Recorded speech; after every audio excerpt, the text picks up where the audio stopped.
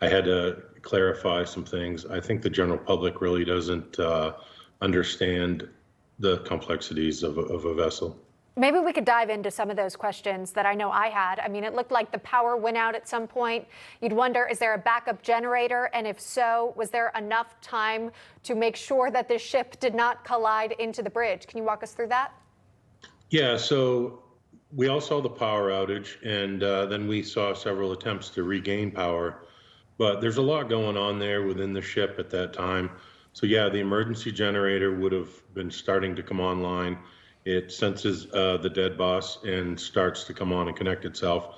And then also on the bridge there, they'll be trying to recover hydraulics and steering, which you could see the steering froze in position, and she slowly drifted to the right, as well as the NTSB early report was they dropped the port anchor, but it looks like they dropped it and never set the brake, or it failed, the brake failed. So it didn't stop the ship. Obviously, a complete mess as we see the live look there on your screen of where it stands today. And the cleanup is going to take some time, along with rebuilding the bridge, let alone the 6 that have lost their lives. You have another TikTok, this one about the crews and maintenance on these ships. Let's play this for the viewers, and we'll get your explanation on that. The public lives in blissful ignorance of how unreliable and how poorly crewed these vessels actually are. There are many, many failure modes that can cause a power outage on a ship, to lose the plant, both electrical and mechanical. Again, when you're doing shoestring maintenance, that's the kind of thing that happens. So a bridge collapse, $60 million worth of damage, plus cleanup efforts, 6 deaths that we know about right now.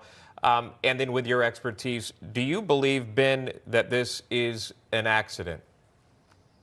It's absolutely an accident, but there's human error here. And when you crew a vessel with a minimum requirements, I mean, this vessel is 3 football fields long and had a crew of 22 on it, of absolutely the cheapest labor you can find on the planet that meet the minimum requirements. Looking at the ownership of the vessel, in my experience, these ships are in really rough shape. They're maintained at the minimum to make money in a very competitive shipping market. Wow. So they all operate basically what's in a loophole of the Jones Act, because really it's a 1920 Merchant Mariner Act really needs to be looked at as far as comprehensive legislation. It's out of date, and these companies operate in the loophole, and this is the kind of thing that happens quite frequently, actually, blackouts.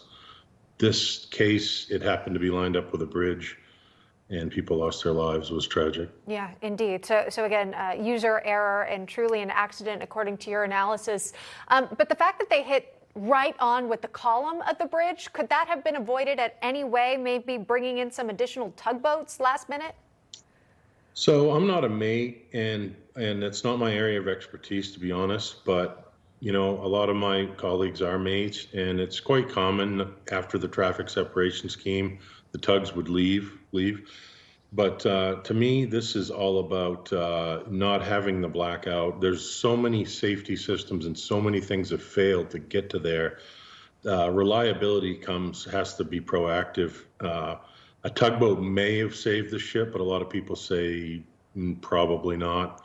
That's a lot of force for the tug to have had to try to redirect against the rudder. You do have, again, not only lives lost, you obviously have the infrastructure in Baltimore, major infrastructure damage. You've got, again, that transit port there that was halted for some time.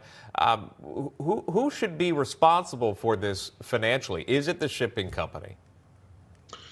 Well, that's another problem with foreign shipping companies, is they limit liability through shell companies and in foreign companies. So everybody I think agrees that they are obviously liable. They've knocked this bridge down and have the right thing to do is for them to pay up. And also their customer, their client was Maersk. Maersk made $51 billion last year in profits in 2023, I was reading. I mean, yeah, these companies need to step up. It's not up to the taxpayers just to flip the bill. And yet